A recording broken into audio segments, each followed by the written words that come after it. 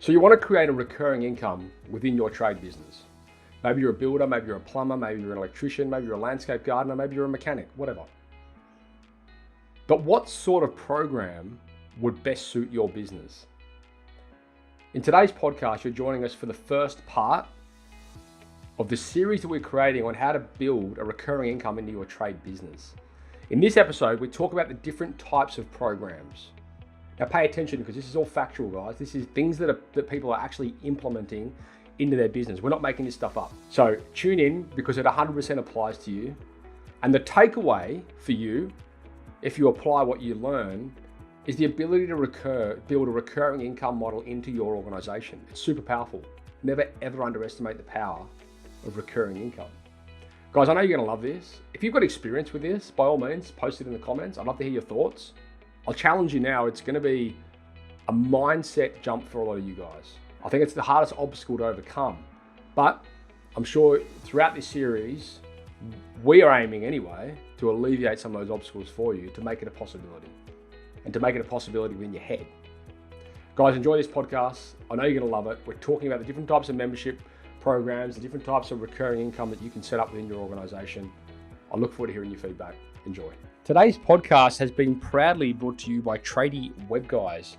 Tradie Web Guys work with tradespeople only on their websites and marketing solutions to help them stand out from their competition. Everything from web design through to SEO, search engine marketing, content creation, you name it, guys. It is a customized solution for trade-based organizations and it's fantastic.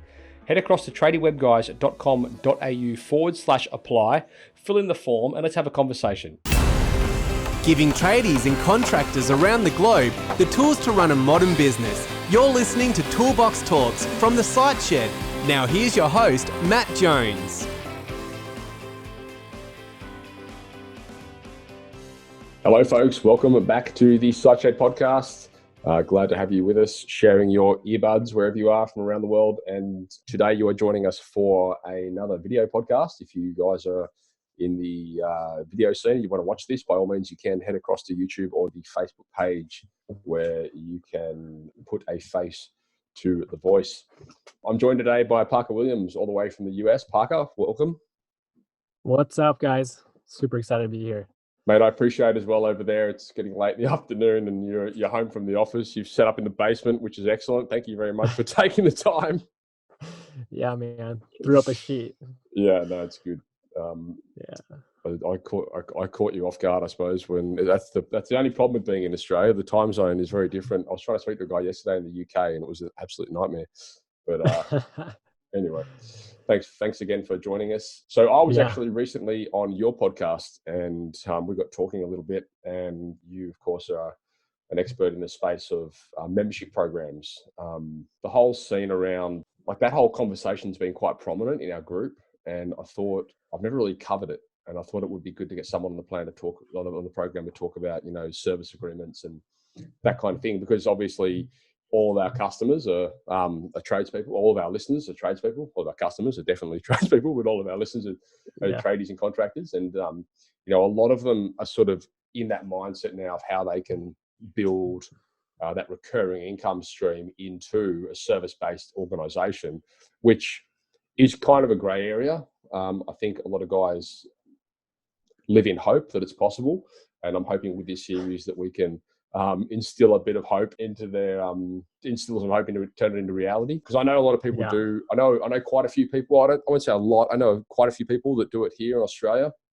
I know quite a lot more that do it in the US through various programs and do it quite well. I know one of the guys that's been on the show, Tommy Mello. He did he's got a membership program for his garage door business. It works really well for him. And so it certainly is possible. I suppose we just want to break down a few of the barriers and the mental blocks, I suppose, behind it becoming a reality. Totally. So do you want to, before we dive in, do you want to give us a bit of a rundown as to how you got into this whole scene with membership programs, or whatever you want to call them? Yeah, totally, man. It's kind of it's awesome to be able to be on here. First off, I really appreciate you inviting me on the show and being able to share with you guys and your audience, this insight into kind of what we're doing. And so my backstory is unique though. Like it's really different than I think probably a lot of the guys you talk to. Most of the coaches you have come on are usually like they've done it themselves, right? They've built their business and they've done it themselves. And my background's kind of different, unique. I've done it for a lot of different companies. So the way I got into this was it was like 3 years ago. I was working. I had a mobile bike shop. So I come from a completely different industry, right? But very similar. Like we service bikes at your home. And I was coming up on the end of my season. And it was my first season. I was like getting a little nervous. I'm newlywed, had a baby recently. Is kind of like freak. What am I gonna do? Like I gotta find something to do this winter. And at the same time, I was thinking like, gosh, I wish I had some sort of recurring revenue. And like I look at all my friends that were pretty comfortable and are killing it in their businesses. Most of them had some sort of recurring revenue. And so I started like thinking about that stuff. And then I ran into a friend who was consulting dental practices on how to create a membership program. Right. And he was like, "Hey, why don't you come work for me this winter?" And so I went in, I started working for him. I was mostly just a sales guy at first, and they were a small team. And I slowly, or I actually pretty quickly, like within a couple months, I became their like head of customer onboarding and customer success. So I started teaching and educating dental practices and onboarding practices, um, and making sure that they were successful with creating a membership program. So I learned it. And I remember it was like in January, I remember helping a practice and kind of the light bulb went off. I was like, holy crap, I should be doing this for my mobile bike shop, for my service business. And around that same time I went to dinner with a friend of mine who owned an HVAC business, and we were talking and I was kind of chatting with him, and he mentioned like service agreements, and I was like, what is that? And I realized like, well, these are very similar, but I've kind of learned some things that I think could improve service agreements. And so that's kind of how I got into it. I started helping other service businesses create this, and I've launched it for my own service business. And I've helped I was thinking about how many people I've helped. I've helped close to 1,000 businesses. We've generated over $10 million in recurring revenue. Wow. Now, this last year with our software that we've created, we've generated close to this month close to $20,000 in recurring revenue. Yeah. That's not me. That's not my business. That's businesses we've helped. Yeah. Have generated that much revenue. So yeah. We've broken this down into 3 key topics here. The first episode, we're going to be talking about what memberships programs are and the 3 different types of programs. In the second episode, we're going to be talking more about the process around how to sell these programs to your customers. And then in the final episode, we're going to be talking about, like, I suppose, sticking around and, making it a long-term strategy as opposed to, like a churn and burn kind of thing. I think we are going to address in this series definitely all of the concerns that I've seen out there from both the contractor's perspective when they're trying to implement something like this, and then from a customer perspective when the guards are up. When someone comes in and says, "Hey, join our program," like, whoa, what? I just want you to fix the leaking toilet. Yeah. Okay, so.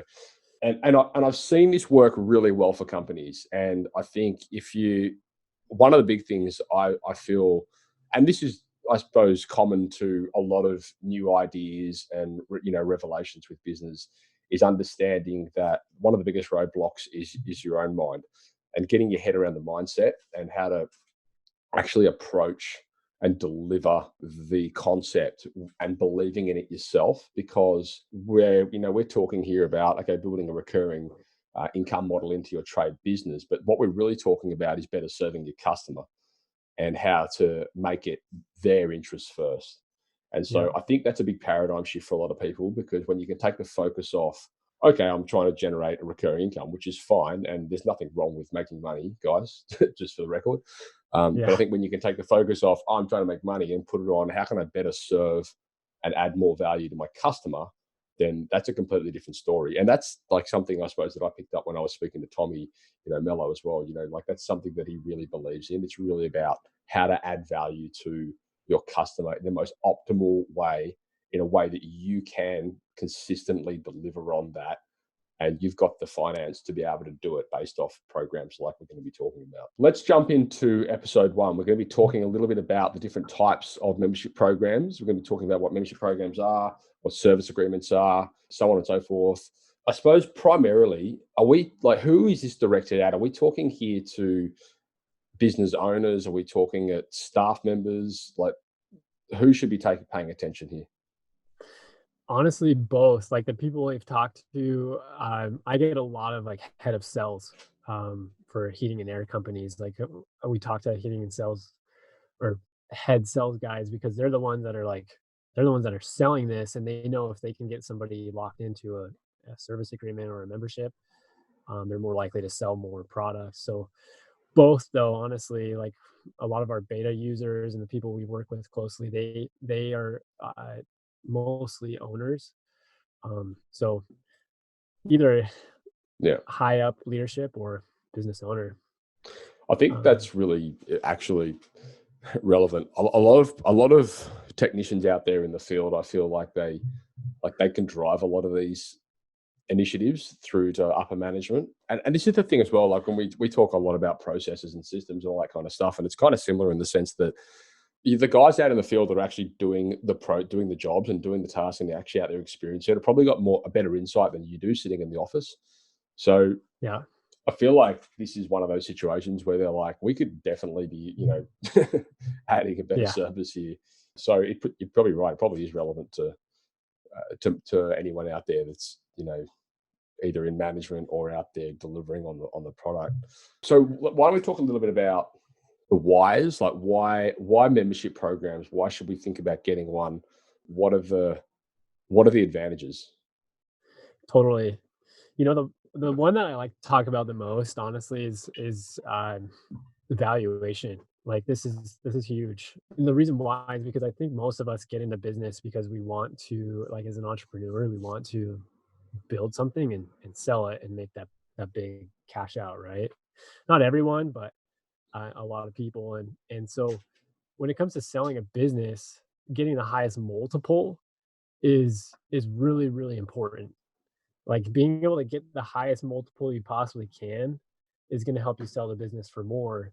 And for listeners that don't know what a multiple is, basically it's like what your business is worth.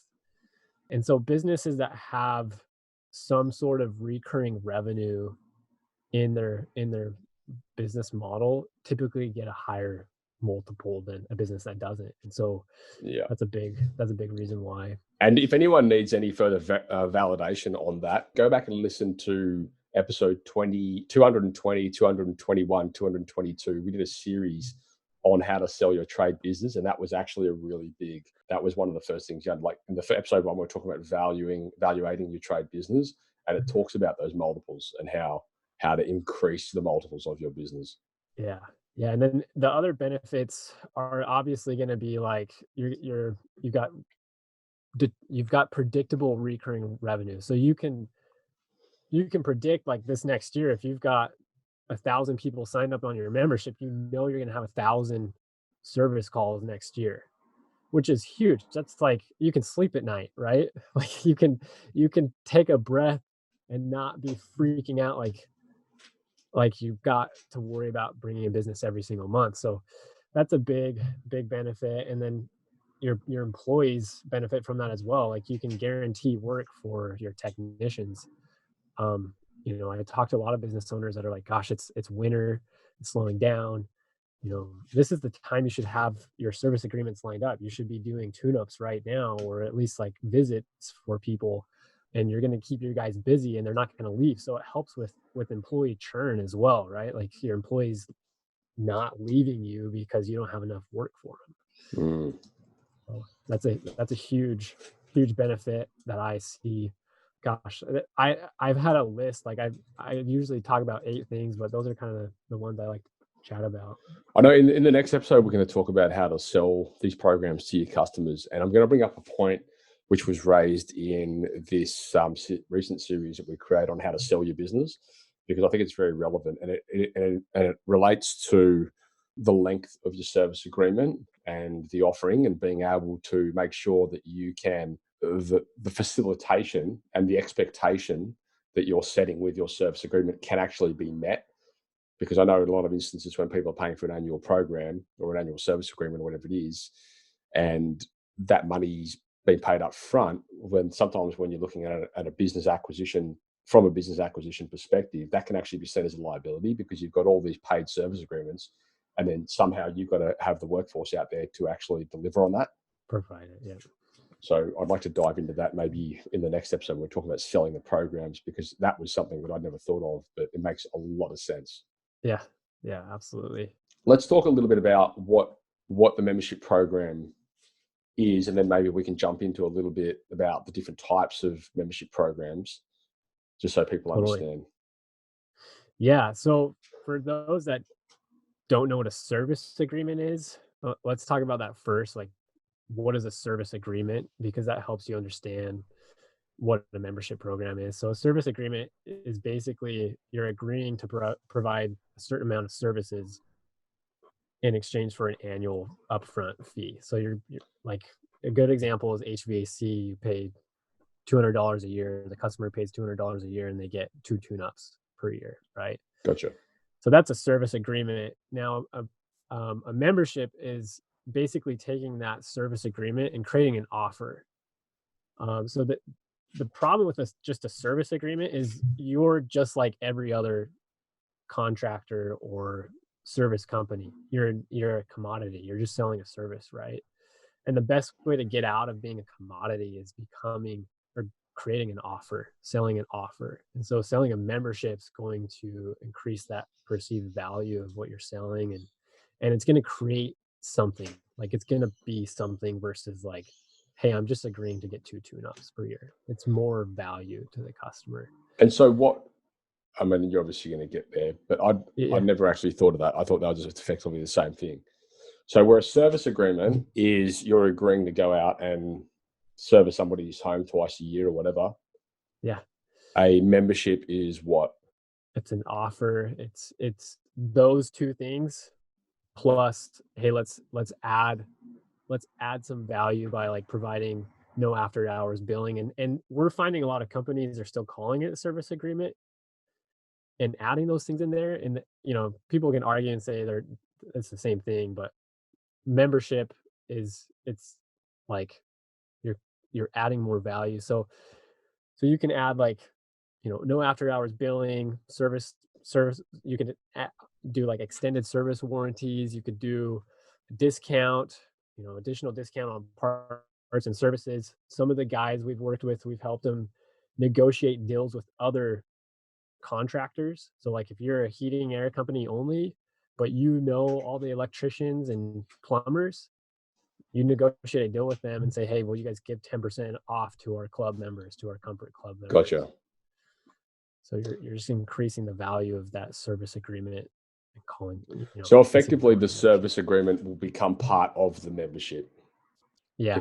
Okay, I'm with you. That makes sense. Yeah. Okay, well, that does make a lot of sense. And this is something I've spoken about.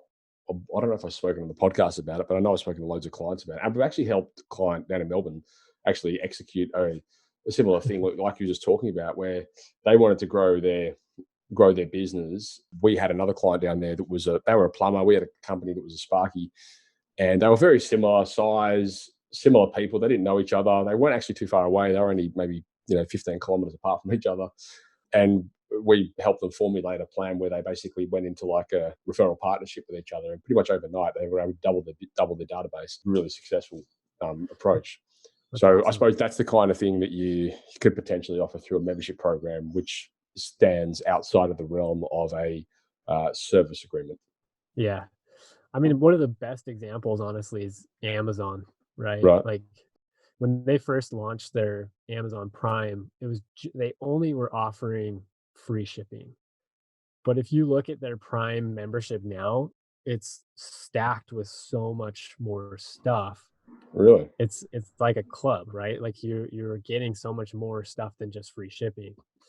And so you feel that value, you feel more value of being like just more valuable to be a member of that club versus just getting that free shipping or just Interesting. getting those 2 discounted tune-ups because you're prepaying, right? Okay. So you mentioned a discount plan. Now, we've always sort of been, I've always taught people to be wary of discounting because of devaluing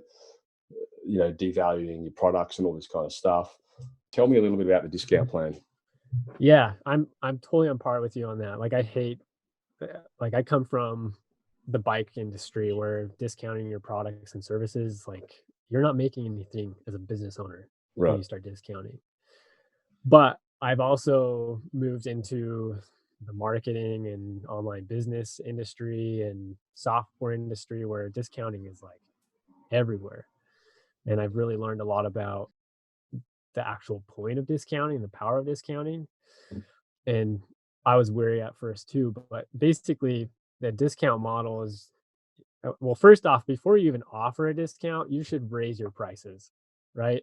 Don't discount based off of what you currently have. You should raise your prices 10, 15. I've even helped people raise their prices 30% and then discount 15%. Yeah. And they're actually making 15% more than what they were before. So Yeah. what is a discount plan? A discount plan is very simple. It's just an annual fee that a customer will pay in exchange for like a negotiated discount. Mm-hmm. So they're agreeing. It's like Costco. You guys have Costco in Australia? I think we have like 3 of them, and I've Okay. never been to one, but they're like way out in the boonies somewhere. Yeah. So basically, Costco, you pay like $120 a year, and you get wholesale cost. Right. In your mind, you get wholesale cost. So you can buy like 4,000 rolls of toilet paper instead of 10. Yeah. And I've seen this model work well for companies that have commercial clients.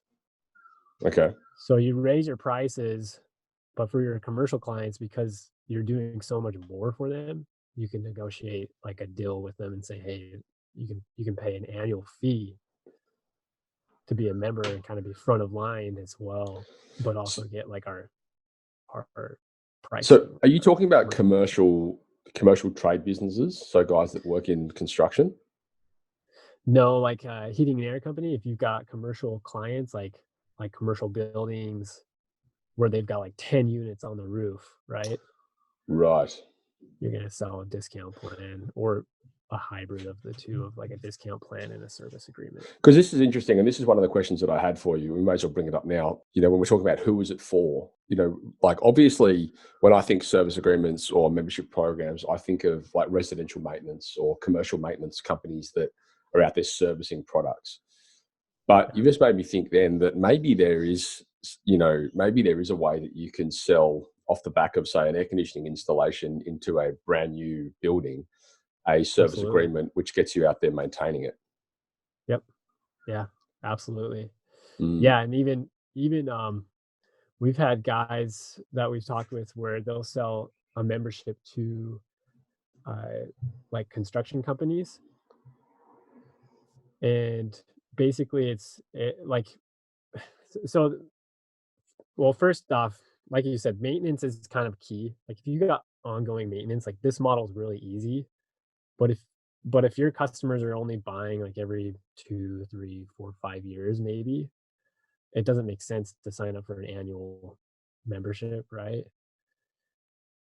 But you can make it make sense if you just make sure that it's like not overly expensive, right? It doesn't So, give you like, let's take a common example, and I'll see if you can break this one down. So, we have loads and loads of clients that are builders, residential builders. They'll do renovations, extensions, additions, decking, all that kind of stuff, right?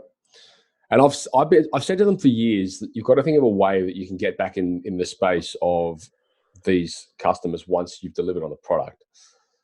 And I would love to hear a framework around this from you, because I've always said to them, okay, well, maybe you can, include like you built and you did a kitchen renovation. Maybe you could do like a you know, a 12-month inspection where you come back and you look at something or other. I don't know. That Yes. it's a hard thing for them to grasp, because in their minds they're like, well, we've delivered the product, it's finished, next client.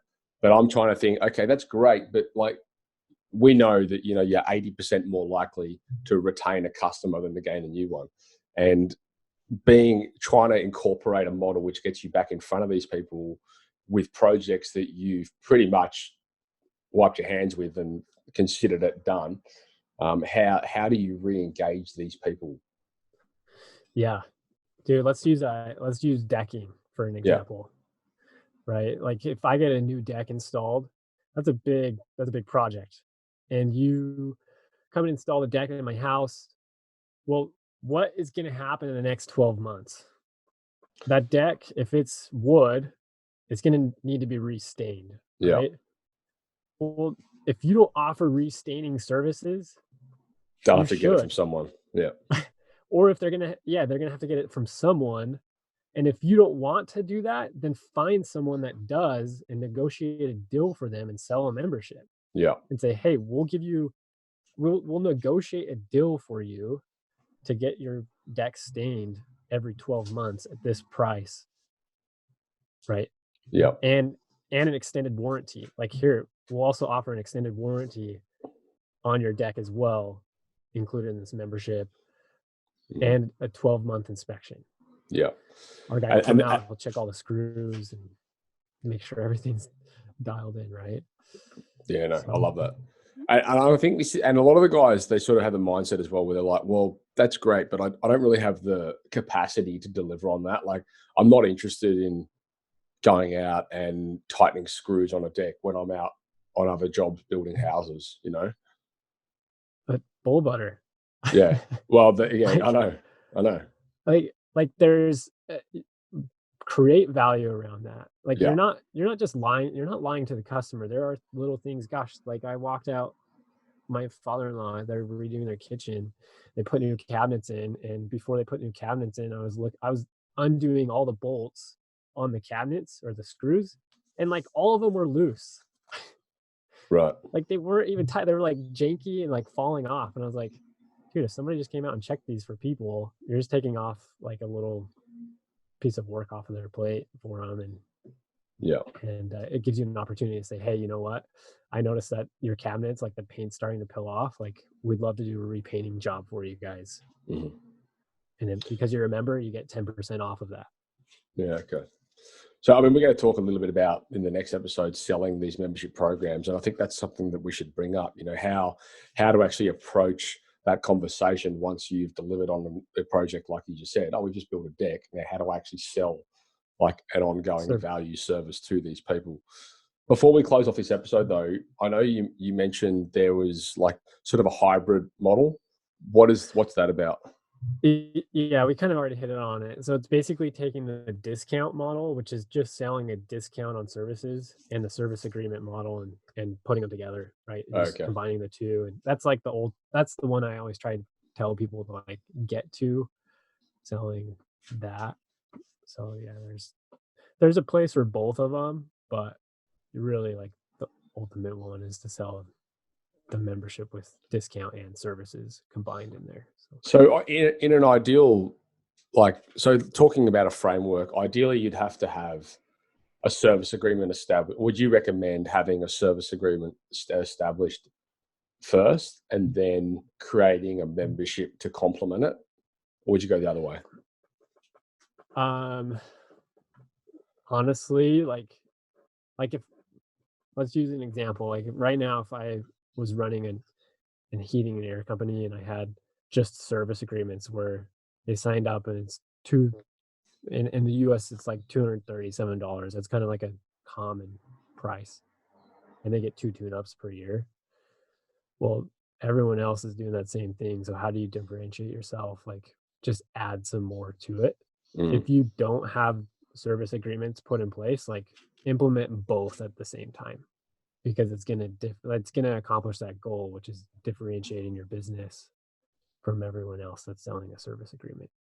Does that answer your question? Yeah, it does.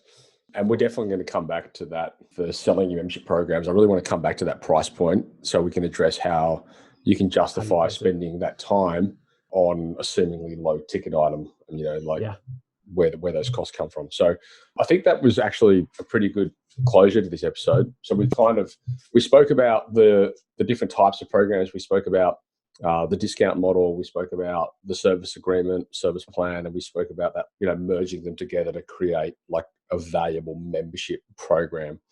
In the next episode, we're going to talk a little bit about, we're going to talk entirely about how to take that product and sell it to your customers, and get your team to sell it to your customers as well, because they're the ones out there on site. And then maybe we can also talk about in an episode how to approach existing customers and re-engage them and get them into that program. I'd like to talk as well about breaking down some of the barriers and all that kind of stuff. So, is there anything you wanted to add to that this episode? No, I think that was greght. Yeah. If you guys have questions, reach out to me. Yeah. So obviously, guys, you get hold of Parker through the all of these contact details are going to be on the show notes, and there's also going to be access to their program at a special rate, so you can get in there and you can start using it. That will be well and truly ready to rock come the time this podcast is live. So we're going to come back in the next episode. We're going to be talking about how to sell your service agreement, how to sell your membership programs. Parker, thank you for your time. We'll be chatting to you shortly about the next episode. Awesome. Thanks, guys. Thank you for listening to another episode of Toolbox Talks. If you're liking what you hear, then you can head across to thesiteshed.com, where you can join our community by signing up to our Toolbox Talks. You'll get sent a weekly notification, which is basically a highlight of everything that we've spoken about during that week, along with any other industry news that may be relevant or specific to the trades. If you're enjoying the show, you can head across to iTunes, Stitcher, or SoundCloud, where you can leave us a review. That would be fantastic, and all the reviews get read out in the show. Likewise, if you have any friends or colleagues that you think would benefit from this show and the episodes that we create, then please go ahead and share it with them.